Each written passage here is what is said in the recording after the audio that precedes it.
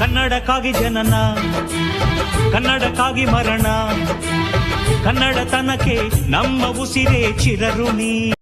ಎಲ್ಲ ನಮಸ್ಕಾರ, ನಾನು ನಿಮ್ಮ ಬೀಚ್. ಏನಂದರೆ ಇವತ್ತು ನಾನು ಒಂದು ಟಾಸ್ಕ್ ಕಂಪ್ಲೀಟ್ ಮಾಡೋಕ್ಕೆ ಹೋಗಿದ್ದೆ. ಹಂಗಂದರೆ ಮುಖ್ಯವಾದ ಕೆಲಸ ಮೇಲೆ ಹೋಗ್ತಾಯಿದ್ದೆ. ಹೋಗುವಂಥ ಸಮಯದಲ್ಲಿ ನನಗೆ ಕರ್ನಾಟಕ ರಕ್ಷಣಾ ವೇದಿಕೆ ಹಾವೇರಿ ಜಿಲ್ಲೆ ಅಧ್ಯಕ್ಷರು ಗಿರೀಶ್ ಪಾರ್ಕಿಯವರು ನನಗೆ ಸಿಕ್ಕರು.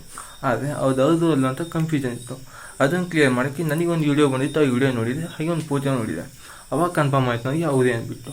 ಅವ್ರು ಯಾಕೆ ಬಂದಿದ್ದು ಏನು ಎಂತ ಅಂದ್ಬಿಟ್ಟು ಅವ್ರ ಮೂಲಕ ನಾ ತಿಳ್ಕೊಂಡೆ. ನೀವು ಕೂಡ ನೋಡಂತ ಬನ್ನಿ ಗೈಸ್. ಗಿರೀಶ್ ಪಾರ್ಕಿ ಅವ್ರು ಸಿಕ್ಕ ನನಗೆ ಅವ್ರ ಜೊತೆ ಮಾತಾಡೋಕೆ ಹೋಗ್ತೇನೆ. ಏನು ಅಂತ ನೀವು ಕೇಳಂತೀನಿ. Hello uncle. ನಮಸ್ತೆ. ನಮಸ್ತೆ.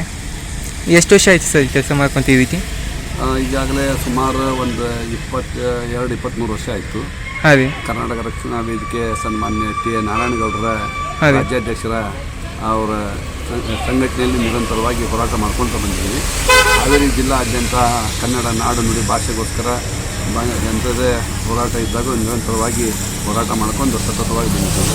ಸರ್ ಇವತ್ತು ಇಲ್ಲಿ ಬಂದಂಥ ಕಾರಣ ಸರ್? ಇವತ್ತು ಅದೇ ಇಲ್ಲಿ ಇರ್ತಕ್ಕಂಥ ಸ್ಥಳೀಯವಾಗಿ ಟೋಲಲ್ಲಿ ಸ್ಥಳೀಯರಿಗೆ ಬಿಡ್ತಾ ಇರಲಿಲ್ಲ.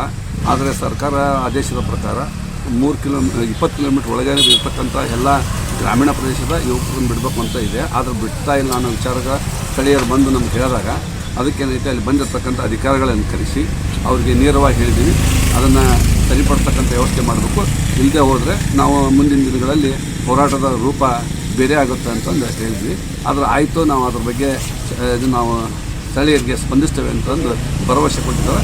ಒಂದು ವೇಳೆ ಭರವಸೆ ಕೊಡದೆ ಅದನ್ನು ಸ್ಥಳೀಯವಾಗಿ ಆಗದೆ ಹೋದಲ್ಲಿ ಮುಂದಿನ ದಿನಗಳಲ್ಲಿ ಹೋರಾಟದ ರೂಪರೇಷೆಗಳನ್ನು ಮಾಡಲಿಕ್ಕೆ ನಾವು ಮತ್ತೆ ಸನ್ನದ್ಧರಾಗ್ತೇವೆ.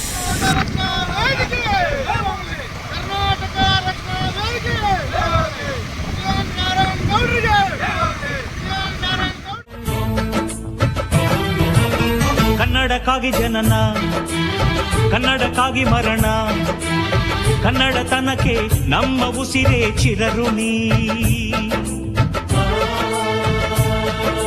ಮುಟ್ಟಂತಿರೋ ಈ ಮಣ್ಣಲ್ಲಿಯೇ ನಿಮ್ಮ ಮಗನಾಗಿ ಹುಟ್ಟುವೆನ ಪ್ರತಿ ಜನ್ಮ, ಪ್ರತಿ ಜನ್ಮ. ಕನ್ನಡಕ್ಕಾಗಿ ಜನನ.